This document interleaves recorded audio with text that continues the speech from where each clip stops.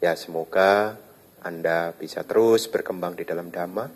Semoga dimanapun kita berada, semoga kita senantiasa berjumpa dengan teman-teman yang bijaksana, yang mau dan mampu menuntun kita, menunjukkan jalan menuju akhir dari penderitaan.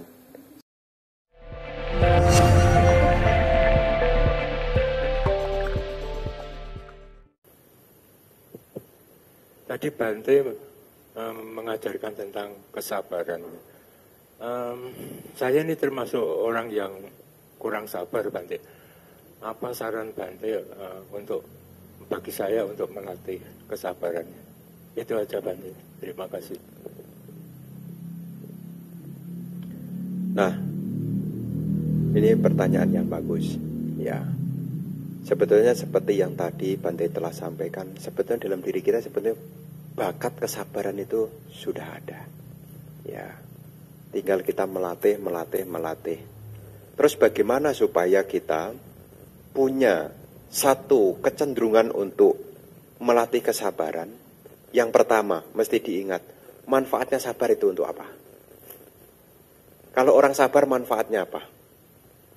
Nah, dikatakan, buah pahala dari orang punya sabar. Satu, tidak banyak musuh. Ya, musuh ya ada, tapi tidak banyak. Ya, jadi orang yang sabar itu tidak banyak musuh.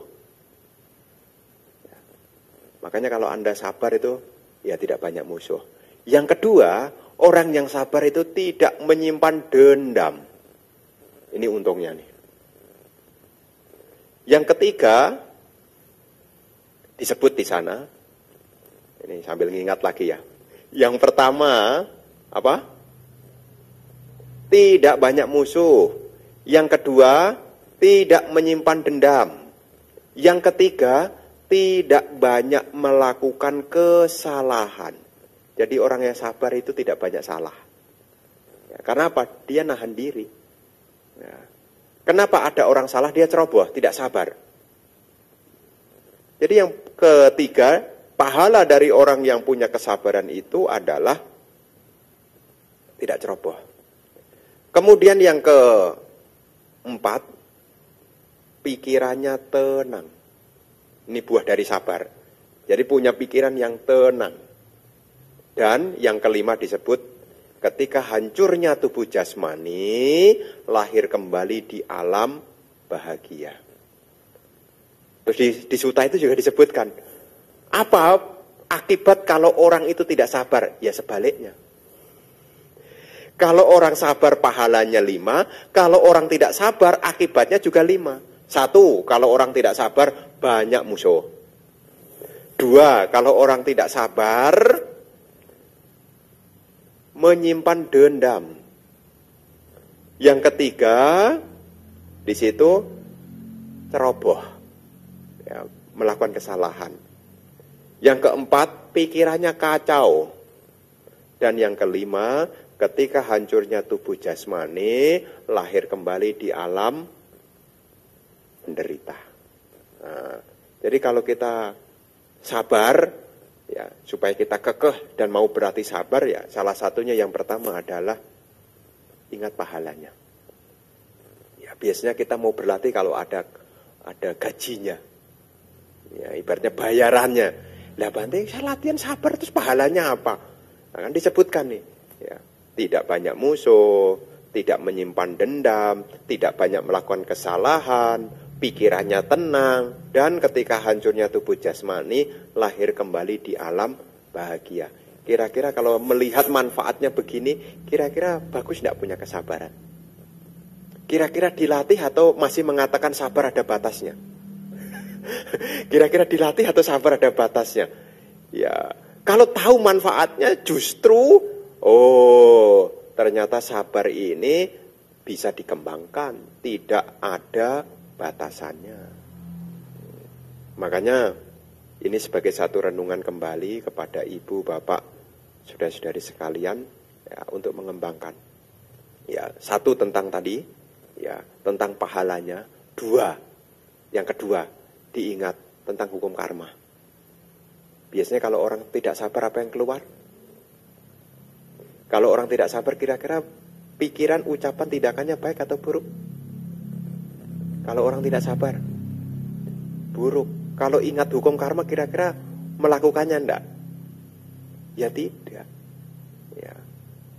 Jadi yang kedua yang membantu kita secara pengertian, ya secara pengertian, selain tadi pahalanya, yang kedua adalah ingat hukum karma. Ya. Bante, kalau saya marah-marah tidak sabar, kalau saya lahir kembali di alam manusia, kira-kira saya jadi apa, Bante? Nah, itu di Culakama Wibangga disebutkan. Kalau orang gampang marah-marah, nanti wajahnya itu tidak elok. Tidak elok itu artinya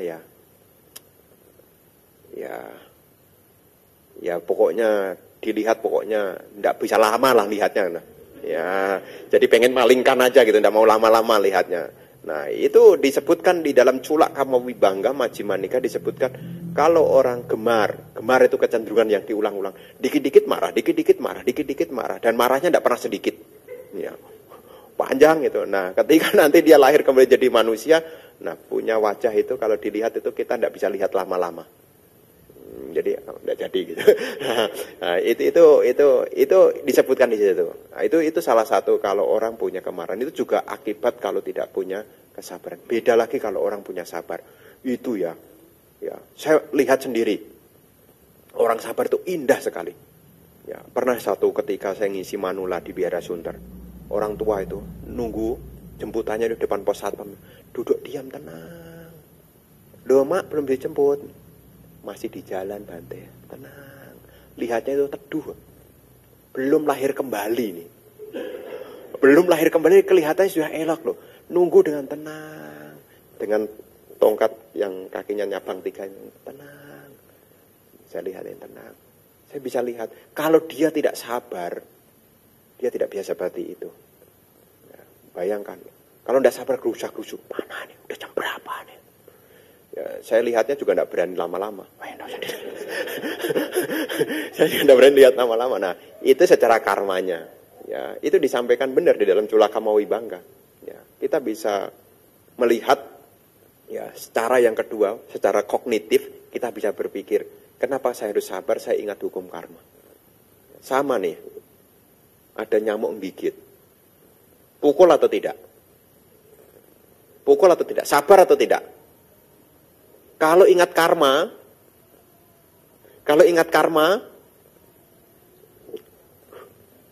ingat karma. Tapi kalau tidak ingat karma, dibantu proses kelahiran kembali. Ya, makanya hukum karma itu membantu supaya kita sabar juga. Itu salah satu manfaat disebutkan. Manfaat dari seseorang punya pengertian hukum karma, itu juga manfaatnya membuat orang jadi tambah sabar. Ya, jadi selain kita ingat tentang manfaat dari kesabaran, kita juga ingat tentang karma itu. Ya, itu diceritakan banyak sekali loh. Nanti ya, ini nanti mungkin tema yang lain ya. Nanti dibaca, saya kasih judul, yaitu Losaka Jataka. Losaka Jataka. Ya. Kisah seorang biku yang hidupnya susah banget. Mau mangan sulit sekali. Pindah patah ndak dapat. Pokoknya yang diikuti, pokoknya jadinya ndak dapat cuan lah. Ngemis aja, ndak dapat. Itu nanti dibaca judulnya ada Losaka Jataka. Pokoknya berbanding terbalik dengan Bante Siwali. Ya. Losaka Jataka. Nah, itu kisah ada di zaman Sang Buddha. Bahkan Bante Sariputta yang pindah patah sudah dapat makanannya. Terus Bante Sariputta bilang, ini hasil pindah patah, tolong kasihkan ke Bante Losaka. Loh, barang yang mestinya dikirim untuk Bante Losaka itu dimakan orang di jalan loh. Nggak dapat lagi loh. Ternyata nanti baca histori dari karma. Dulu dia pernah jadi seorang biku juga di zaman Buddha Kasapa. Ya. Ada seorang biku yang sudah arahat yang datang, dia tidak senang. Nah, dia tidak punya kesabaran. Ya. Ketika dana makan mestinya dipersembahkan untuk biku ini juga, tetapi sama dia waktu itu jadi biku, makanan itu dibakar sama dia. Ternyata biku yang semestinya menerima makanan itu adalah sudah arahat. Tuh, berbuat buruk sama arahat. 500 kehidupan ya, dia lahir sebagai yaka, ya, kekurangan makanan, ya. 500 kehidupan berikutnya dia di alam menderita, lahir kembali di zaman Sang Buddha, dia sulit sekali memperoleh makanan. Nah, ini, jadi kalau ada hal yang kurang berkenan, sabar, ingat buah karma. Ya, Bante saya udah kilap, Bante kalau namanya orang lagi tidak sabar itu bagaimana? Semua menyala. Semua menyala. Hatinya menyala, telinganya menyala, hidungnya menyala, pokoknya tidak bisa ngontrol. Nah, sudah menyala semua tuh. Akhirnya bagaimana? Ya, lupa diri. Ingat hukum karma. Ya, jadi sabar. Mungkin di di kehidupan sehari-hari lah. Nanti kalau ada yang kurang berkenan, ini kayaknya karma kehidupan keberapa ini yang berbuah nih. ya, saya mesti latihan sabar. Ini berguna. Begitu Pak ya, dua hal ini. Ya, dua hal ini secara kognitif ya, pemikiran ini bisa dimunculkan, ini membantu. Ya, mengerti tentang pahala dari punya kesabaran dan juga selalu diingat tentang hukum karma. Supaya kita juga berkembang di dalam kesabaran. Ya.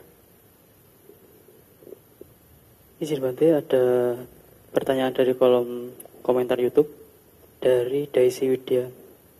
Izin bertanya, Bante, Namo Buddhaya Bante, kalau kita mengalami kehilangan, misal kerabat meninggal, itu cara mengatasi perasaan yang tidak menyenangkannya, itu bagaimana? Apakah ada step-step atau langkah-langkahnya Bante? Terima kasih. Nah, ya salah satu munculnya kehilangan yang menimbulkan ketidaksenangan, itu kan bermula dari rasa memiliki. Ini milikku. Nah, karena kita menganggap ini milikku dan yang disebut milikku itu berubah, maka disitulah munculnya penderitaan. Ya, apapun lah yang kita miliki. Punya sandal menyenangkan. Kalau seandainya dipakai berjalan tahu-tahu copot, senang atau tidak senang? Tidak senang. Bagaimana untuk melepaskan ketidaksenangan itu? Mengerti tentang ketidakkekalan. Semua yang aku miliki wajar berubah, wajar terpisah. Itu kan ada di dalam renungan. Sabehi mepiehi manapehi nanabawo winabawo. Segala yang kumiliki dan kusenangi wajar berubah, wajar terpisah. Kalau kita menolak bagaimana? Ya menderita. Jadi menderitanya itu dibuat sendiri atau karena kondisi? Ya dibuat sendiri. Kenapa? Karena kita tidak berlatih bahwasanya segala yang aku miliki ini wajar berubah, wajar terpisah. Tapi kan masih nangis terus Bante. Iya, karena masih menganggap ini milikku. Ya. Jadi masih ada kelekatan ketidaksenangan ya karena masih ada anggapan tentang ini milikku. Jadi pengertian tentang segala yang kumiliki, kucintai, wajar berubah, wajar terpisah, ini membantu. Ya, kalau ada hal-hal yang kurang berkenan, nanti punya gelang, jalannya jatuh, ya harus dimengerti. Apa yang aku miliki wajar berubah, wajar terpisah. Ya, ini dipakai. Ya, jadi kehilangan apapun ya ini juga harus dipakai. Perenungannya tentang apa yang aku miliki, aku cintai, wajar berubah, wajar terpisah. Kalau bukan dia yang meninggalkan sayanya yang akan meninggalkan dia. Itu sudah hukumnya itu begitu. Begitu ya.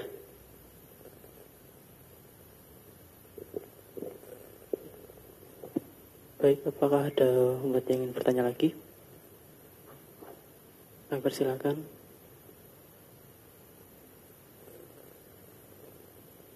Baik, silakan Bapak. Izin bertanya Bante, kalau untuk meditasi itu kan ada termasuk meditasi duduk.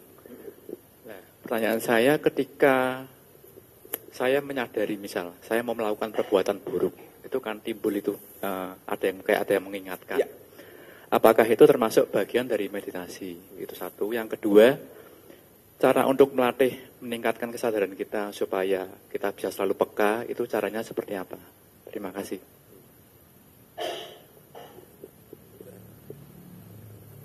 Nah, Di dalam istilah meditasi itu ada istilah sati dan sampajana.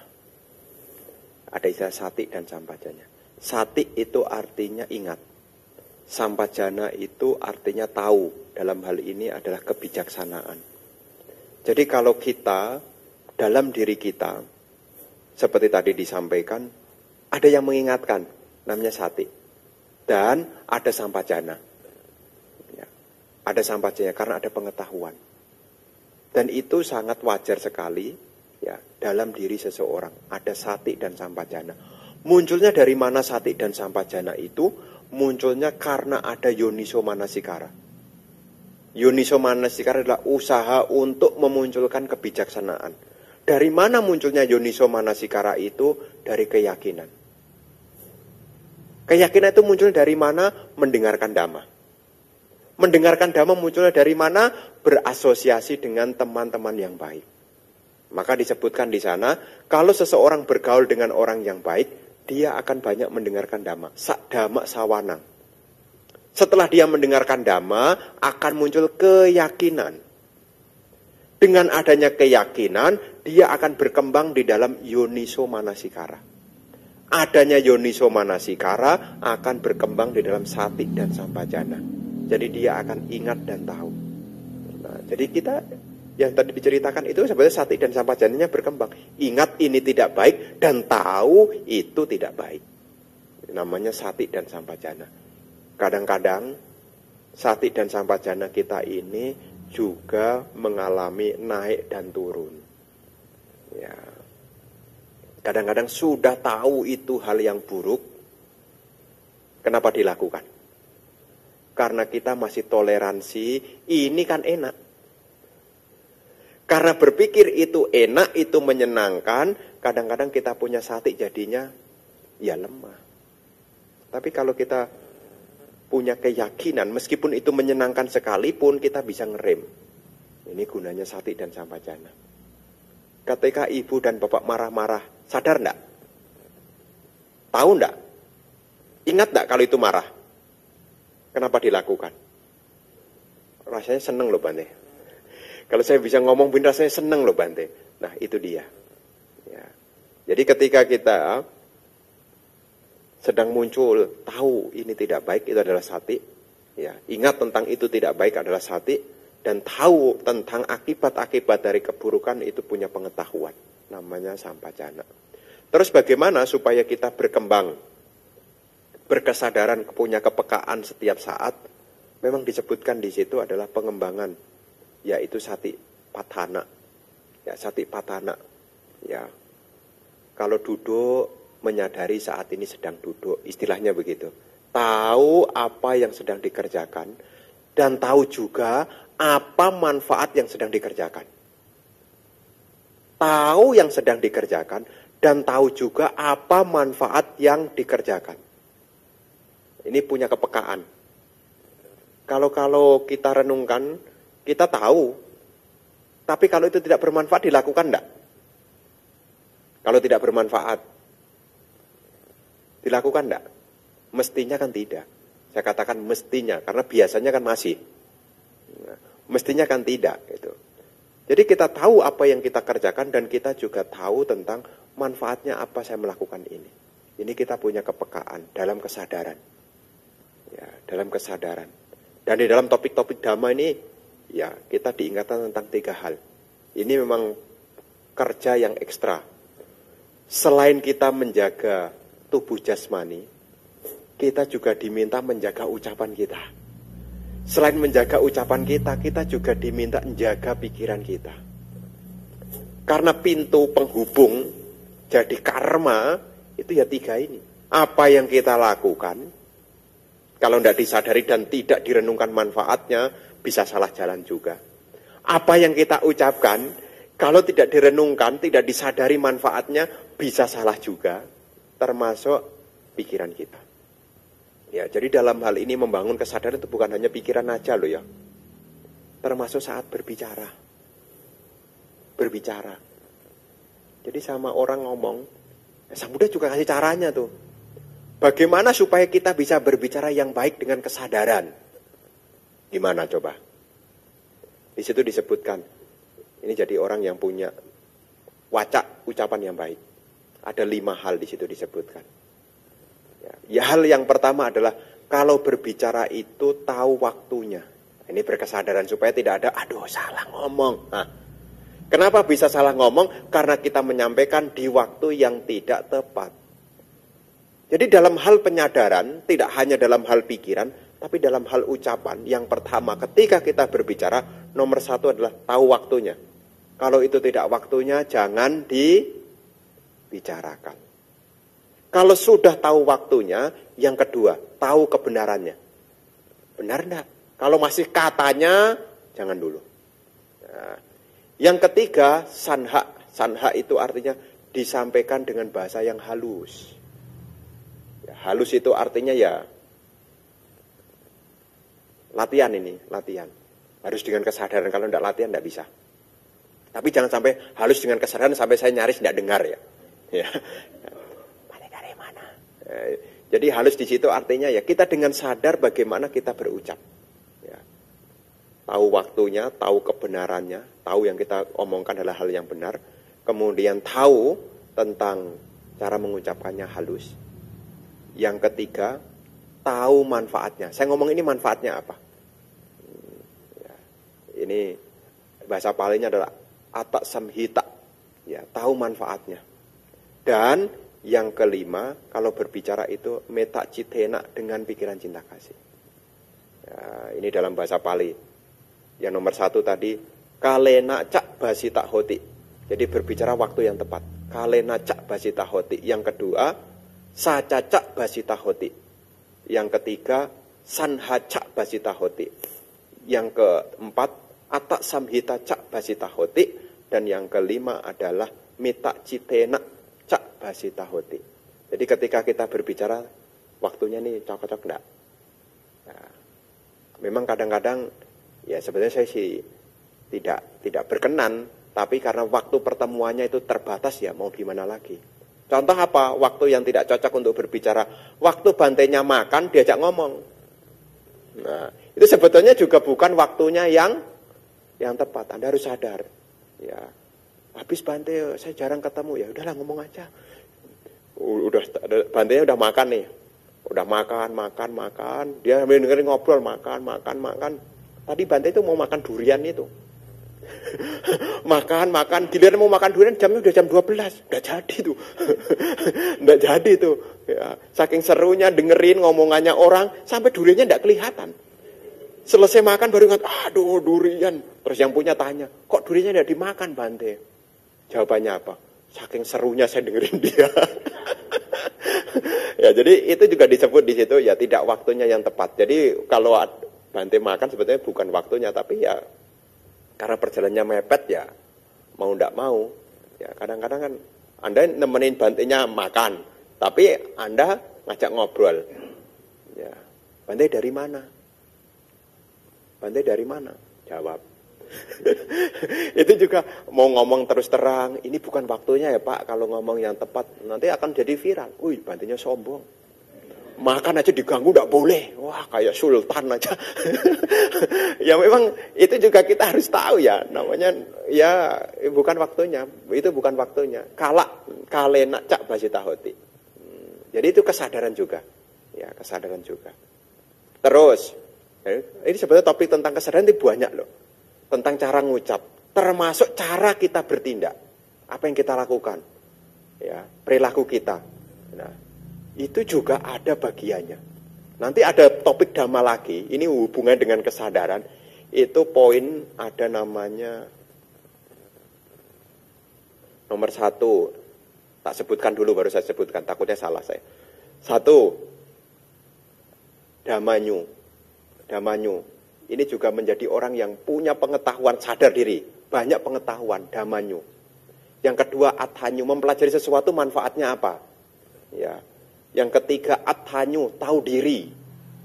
Yang keempat, kalanyu. Tahu waktu. Yang kelima, matanyu. Tahu ukuran. Yang keenam, purisanyu.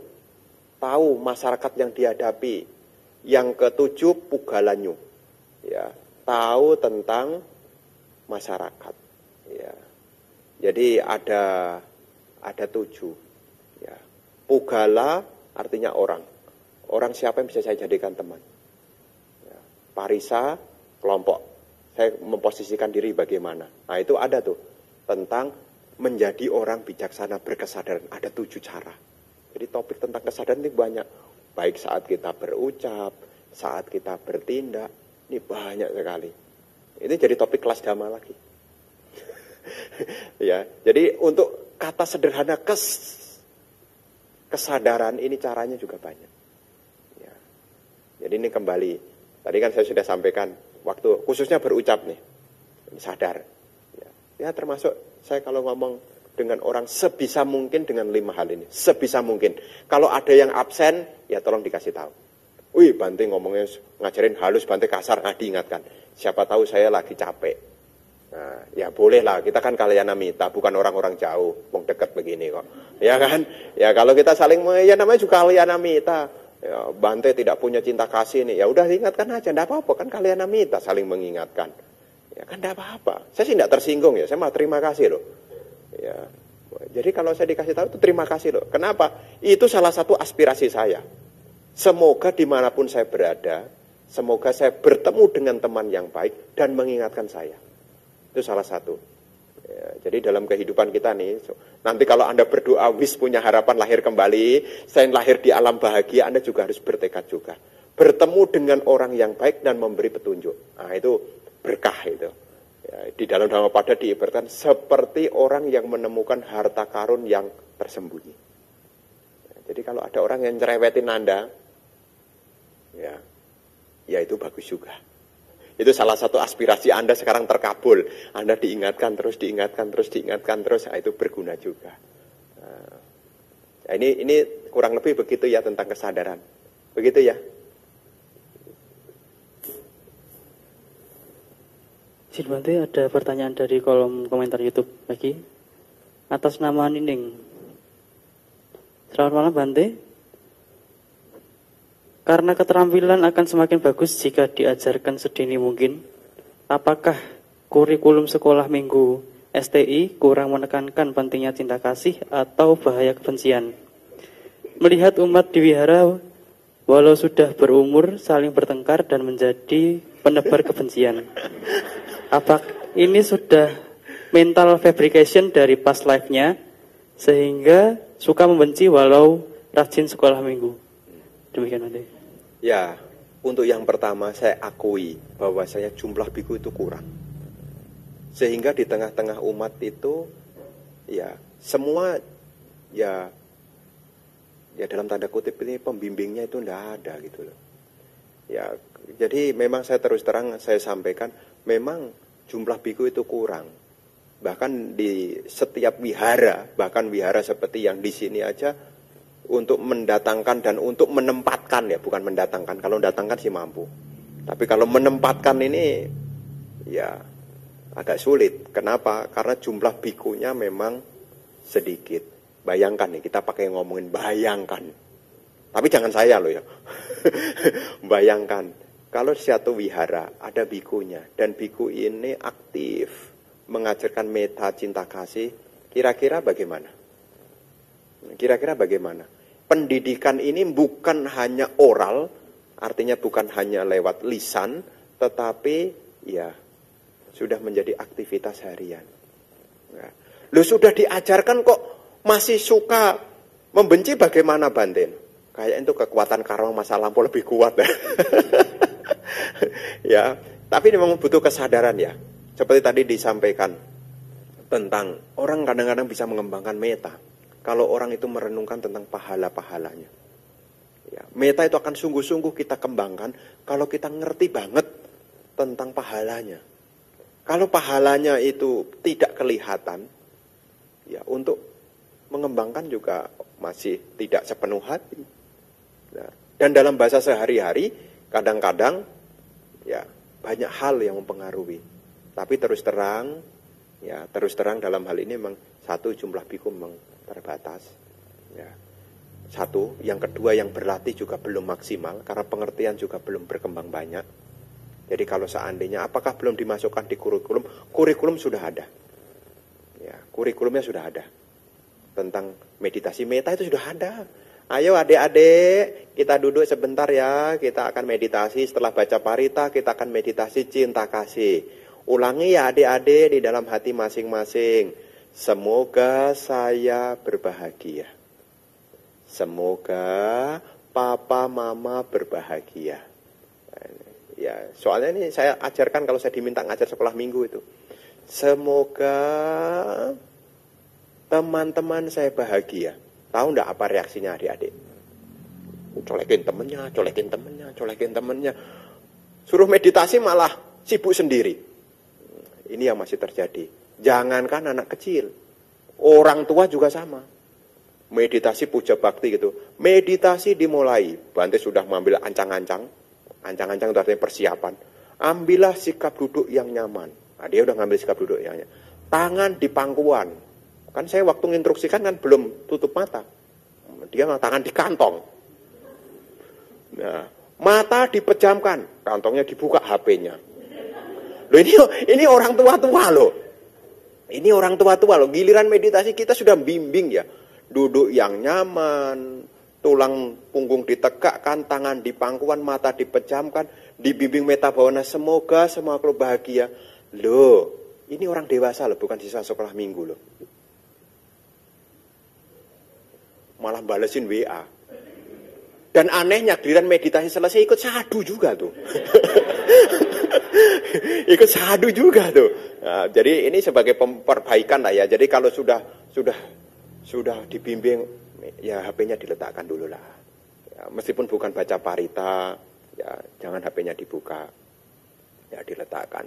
Ini bukan hanya siswa anak sekolah minggu yang jawil-jawilan. Kalau orang dewasa sih tidak jawil-jawilan, tapi dia HP-nya di kantong dibuka.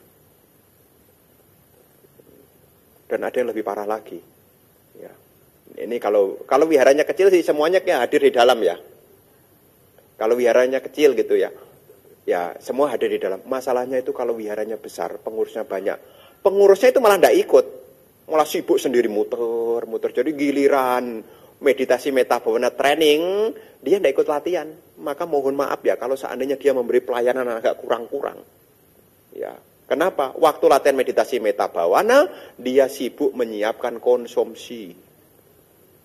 Ya, jadi ya wajar aja kalau seandainya itu pengurusnya Bante itu tidak punya meta. Kayaknya dia terlalu sibuk ngurusin Nanda dah. Sampai-sampai dia tidak punya kesempatan untuk mengembangkan meta di dalam dirinya. Ya bukan pembenaran ya, karena saya juga amati juga loh. Biasanya dulu kalau masih jadi umat dia ikut rajin mendengarkan. Kalau sudah jadi pengurus, ini bukan ngomongin orang, ini kenyataan. Biasanya sudah waktu untuk mendengarkan sudah terpotong. Ya ini salah satu kebajikan dari pengurus sebetulnya, yaitu dia mengorbankan untuk pelayanan. Tetapi ya cinta kasihnya tetap di bawah lah ya. Ya cinta kasihnya tetap di bawah. Ya, jadi hal ini Ibu Bapak memang harus continue. Ya, continue. Memang harus ada yang mengarahkan. Dan setiap kali diarahkan ya tolong diikuti ya, jangan cari cara sendiri. Ya, meta bhavana ini berguna. Ya. Saya pikir begitu. Ya, kalau ada yang kurang mungkin terselip mungkin ya.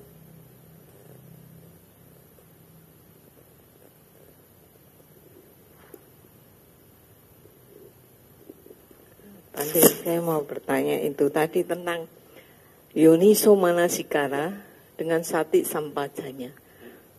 Kan keduanya itu tentang pengembangan kesadaran. Yang ini saya tanyakan bedanya itu di mana, Bante? Kedua itu antara Yoniso dan Sati Sampajanya. Terima kasih. Nah, Yoniso ini adalah dalam tanda kutip itu masih usaha. Yoniso Manasikara. Itu dari kata yoni, mana, dan kara. Ya, yoni itu artinya asal usul. Ya, asal usul, yoni. Seperti kama yoni. Lahir dari perbuatanku sendiri. Yoni. Yoni itu asal. Sedangkan mana itu adalah pikiran. Kara adalah tindakan. Tindakan pikiran untuk mengetahui asal usulnya. Jadi kalau kita merenungkan sesuatu sebetulnya menganalisis itu sebetulnya adalah selama kita menganalisis tentang kemunculannya, ya, ini sebetulnya adalah Yoniso Manasikara. Ya, yoniso manasikara. Dari yoniso manasikara itu kalau dilatih akan muncul sati dan sampajana. Sati itu artinya ingat. Sampajana itu tahu. Nah, di dalam komentar dikatakan sampajana ada 4. 1. Sataka sampajana. Orang akan tahu tentang manfaatnya. Jadi kalau kita melakukan sesuatu tahu manfaatnya. Ya, pengetahuan ini adalah tahu tentang manfaat, namanya sataka sampajana. Yang kedua, sapayika sampajana. Tahu tentang kecocokannya, kesesuaiannya. Ya. Yang ketiga adalah gocara sampajana. Ya, jadi kalau yang dilakukan ketika tindak tanduk itu dilakukan, ya apakah sesuai tindak tanduknya? Ya, gocara sampajana, cara itu berjalan. Bagaimana jalannya ini? Nah, dan yang keempat adalah asamoha sampajana. Apakah saya melakukan ini bersama dengan tanpa kebutuhan batin? Asamoha. Nah, itu disebutkan di situ. Jadi dikatakan di dalam komentar bahwasanya sampajana ini isinya 4. Disebut dia tahu, dia bijaksana dalam hal sampajana ini. 1, dia tahu manfaatnya. 2, dia tahu kepantasannya. Dia tahu tentang aktivitasnya, dan dia juga tahu apa yang dilakukan ini bersama tidak dengan kebijaksanaan atau tanpa kebutuhan batin. Nah ini, jadi urutannya bagaimana? Untuk bisa menghadirkan sati dan sampajana, mesti ada yoniso manasikara. Dari mana yoniso manasikara itu? Dari sakdama sawanang, mendengarkan dhamma. Makanya kalau Anda mendengarkan dhamma, kemudian Anda mencoba analisis, mendengarkan gitu ya. Saat Anda menganalisis itu sebetulnya Anda sudah mengembangkan yoniso manasikara. Kalau berbuat jahat akibatnya menderita. Dari mana kok bisa menderita ya? Oh, karena benci. Benci itu karakternya adalah panas. Jadi orang yang menderita itu ada kepanasan hati. Oh, benar. Jadi menganalisis. Katanya serakah itu menderita. Apa itu serakah? Serakah itu egois, maunya menggenggam, sulit melepas. Oh iya, kalau kita sulit melepas ya kita menderita. Mau tidur, tasnya tidak dilepas, ya menderita. Mau tidur, kacamatanya tidak dilepas, ya tekor. Ah, ya kan patah bisa kan. Ya, jadi supaya nyaman bagaimana? Oh ternyata ya, dengan kita melepas itu membuat kita tidak menderita. Nah, usaha menganalisis dari yang kita dengar itu namanya yoniso manasikara. Dan itu menjadi bagian dari cara seseorang mencapai sotapanna. Sapurisa sangsewa, bergaul dengan teman yang baik. Sakdama sawanang, mendengarkan dengan seksama. Yoniso manasikara, memunculkan kebijaksanaan. Dan yang keempat, dhammanu dhammapati-pati. Apa yang sudah dipelajari ya, dipraktekkan. 4 hal ini juga disebut sebagai cara seseorang menjadi seorang sotapanna. Di situ ada yoniso manasikara. Jadi sewaktu mendengar itu bukan angin lalu ya, tapi Anda dengar. Oh, seperti topik hari ini. Kebencian itu bobotnya ada 3. Ada yang seperti melukis di air, seret, hilang. Ada benci tapi bencinya tidak lama. Oh, kayak saya, biasa saya sih begitu sih. Nah, mungkin Anda punya penilaian begitu. Atau malah yang ketiga tadi. Wah kayaknya ini kecenderungan saya apa-apa tak ukir deh. Nah, itu namanya yoniso manasikara. Tahu ya, apa yang didengar itu dianalisis. Itu yoniso manasikara. Nah setelah banyak yang ditahu, otomatis banyak ingat. Kalau Anda banyak tahu maka banyak ingat. Kalau tidak tahu apa yang diingat, kan begitu. Banyak tahu maka banyak ingat. Setelah ingat, Anda juga tahu apa yang Anda ingat. Manfaatnya, kepantasannya, aktivitasnya, termasuk juga waktu mengambil keputusan apakah bersama dengan kebijaksanaan atau tidak dengan kebijaksanaan. Itu urut-urutannya. Ya, setelah yoniso manasikara ada sati dan sampajana. Kalau orang punya sati dan sampajana, dia akan terkendali di dalam pintu indria. Pintu indrianya terkendali. Itu ada urutannya begitu. Ya. Bisa dimengerti bedanya tadi? Jadi kalau yoniso adalah awalnya, ya, awalnya bedanya di situ usaha, ya. Sati Sampajana itu nanti sudah berhasil, dia akan ingat dan tahu baik manfaatnya, baik kepantasannya, baik bersama segala aktivitasnya. Dan saat mengambil keputusan dia juga punya pertimbangan keputusan yang diambil ini bersama dengan kebijaksanaan. Begitu, ya.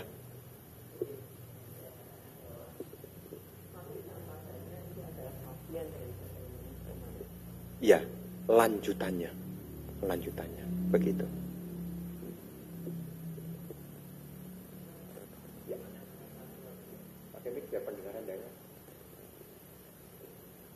Tentang Sati Sampajana itu tadi Bante, apakah bisa kita mempertebal Sati Sampajana lewat analisa kita saja tanpa latihan bawana? Itu saja Bante. Terima kasih. Nah, Sati dan Sampajana itu juga merupakan bagian dari bawana itu. Yang namanya bawana itu isinya 4. Bawana itu isinya 4. 1, apa?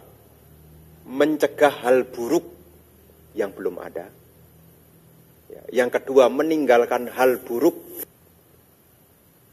Yang ketiga, memunculkan hal baik yang belum ada. Dan yang keempat adalah mengembangkan hal baik yang sudah ada. Ini namanya bawana. Jadi untuk memunculkan Sati dan Sampajana, ya memang bagian dari bawana juga. Batin orang sudah berkembang. Ya, caranya bagaimana? Ya, kalau dalam Dhamma itu diawali dari apa?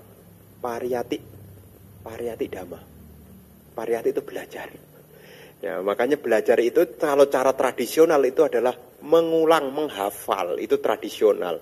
Kayak saya nih, saya banyak tradisional juga. Jadi bukan yang penting maknanya, tapi saya apalin juga tuh. Ya, apalin juga. Seperti tadi. Yaitu kalena cak basita hoti itu ya dihafalin juga. Sehingga kalau dikeluarkan, ditanya, ya keluar juga. Kalau tidak dihafalin. Bante kok bisa bahasa Pali? Sekolah di mana? Bukan sekolah di mana, ngapalinya.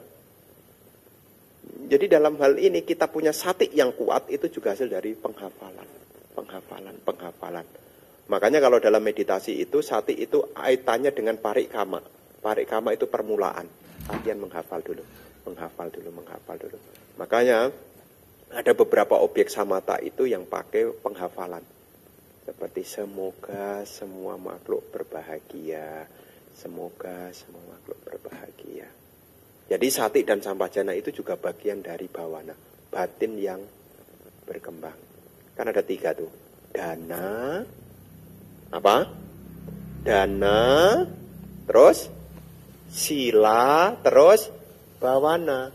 Kalau dana itu praktek kerelaan. Kalau sila itu praktek tindakan. Kalau bawana adalah praktek pengembangan batin. Nah, salah satu batin yang berkembang di dalamnya ada Sati dan Sampajana. Salah satunya. Ya. Jadi salah satunya kalau orang punya batin yang berkembang ya punya Sati dan Sampajana. Dia ingat dan dia juga tahu juga. Begitu ya? Ya.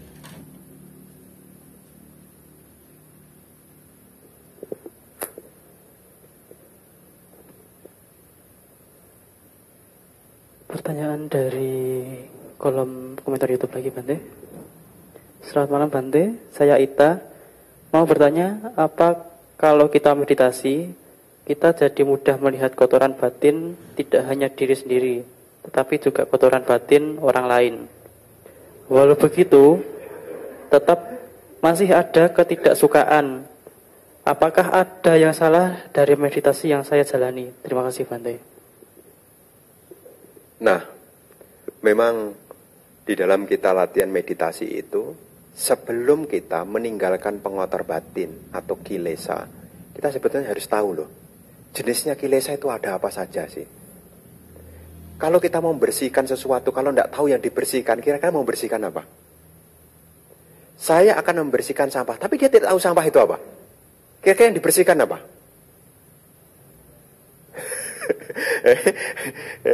Nah, kalau ini gunanya pariyati itu ya, belajar ya.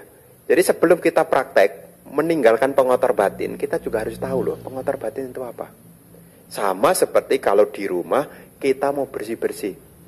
Oh, saya akan bersih-bersih rumah, Bante kotor. Anda harus tahu ya, yang kotor apa. Kalau kotor lantai, berarti debu.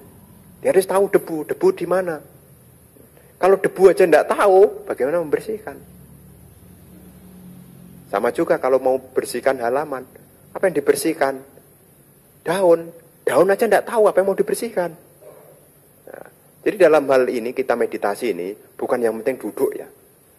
Saya udah latihan loh Bante, berjam-jam duduk Bante. Kok kilesa-kilesa ini kayak sudah lenyap atau belum ya Bante ya?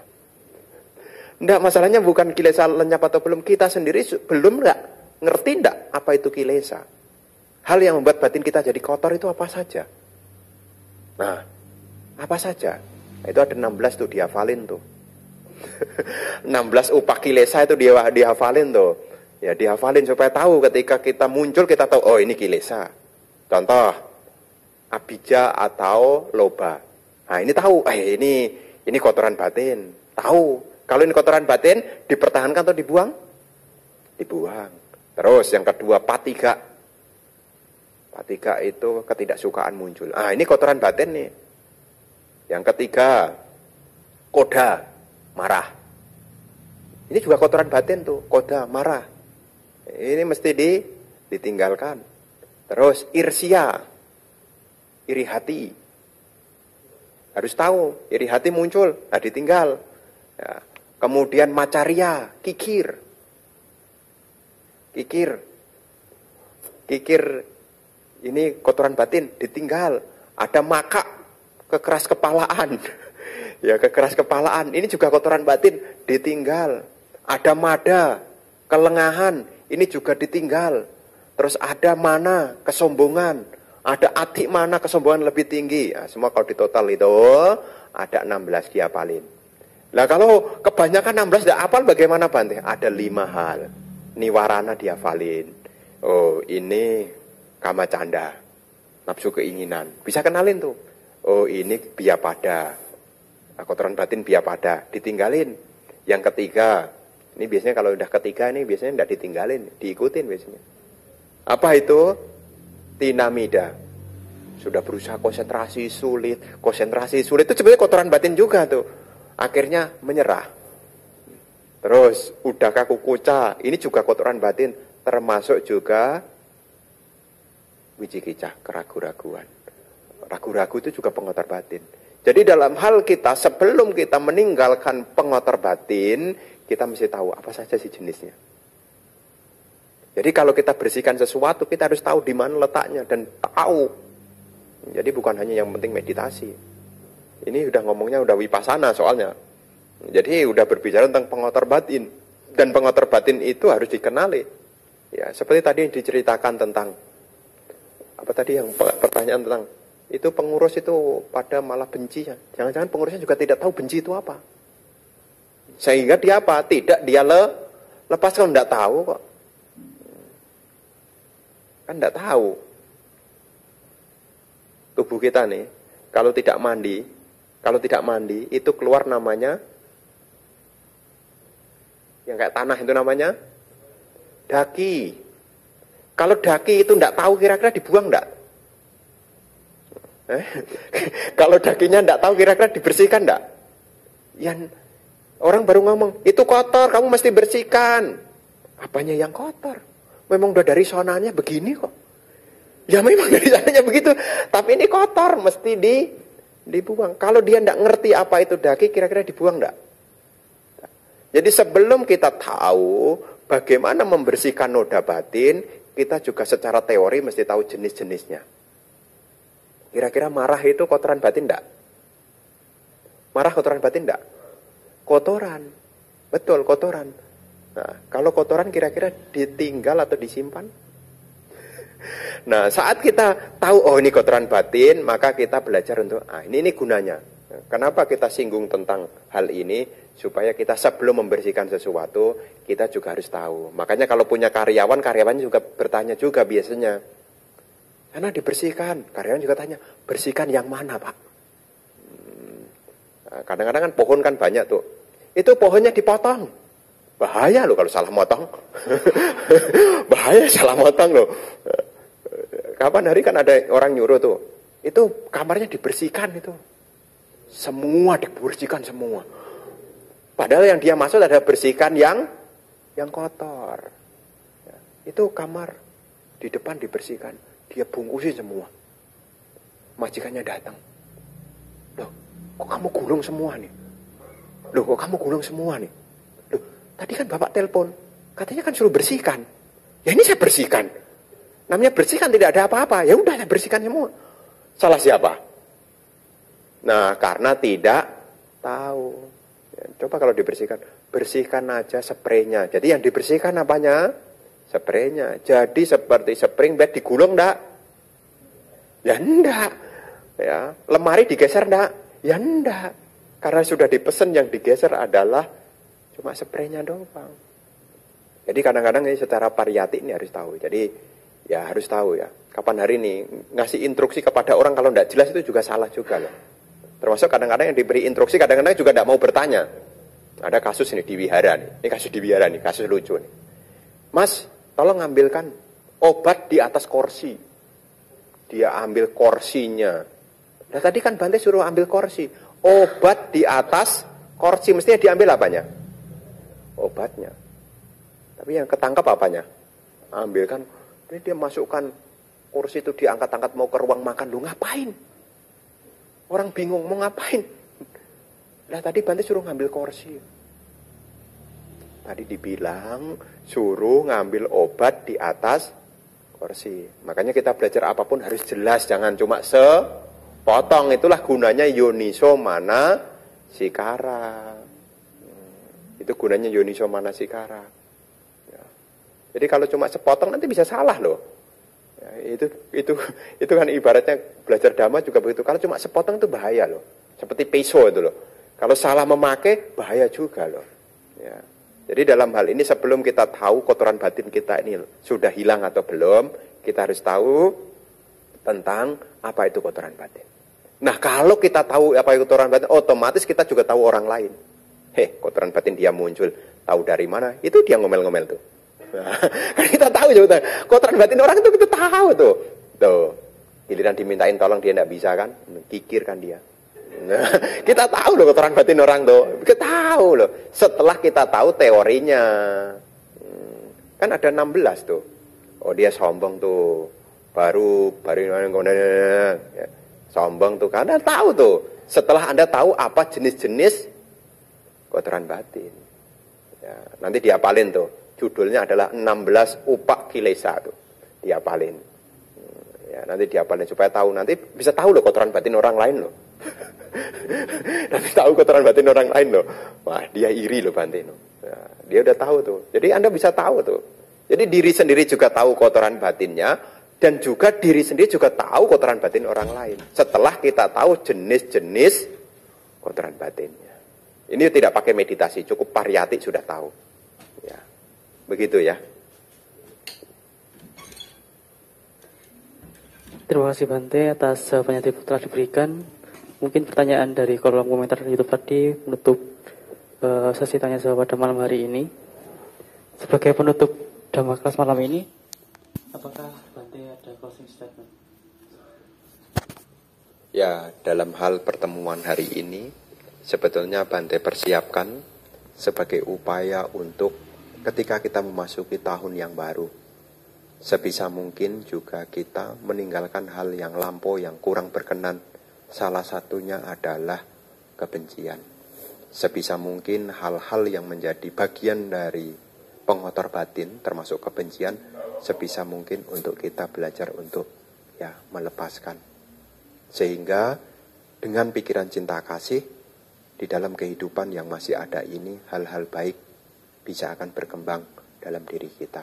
Itulah harapannya di Dhamma kelas malam hari ini. Semoga dalam menjalankan tahun ini bersama dengan cinta kasih, baik di dalam berpikir, berucap, dan juga di dalam bertindak. Ya, semoga Anda bisa terus berkembang di dalam Dhamma. Semoga dimanapun kita berada, semoga kita senantiasa berjumpa dengan teman-teman yang bijaksana, yang mau dan mampu menuntun kita, menunjukkan jalan menuju akhir dari penderitaan. Semoga semua makhluk berbahagia, Sapi sata bawantu sukitata.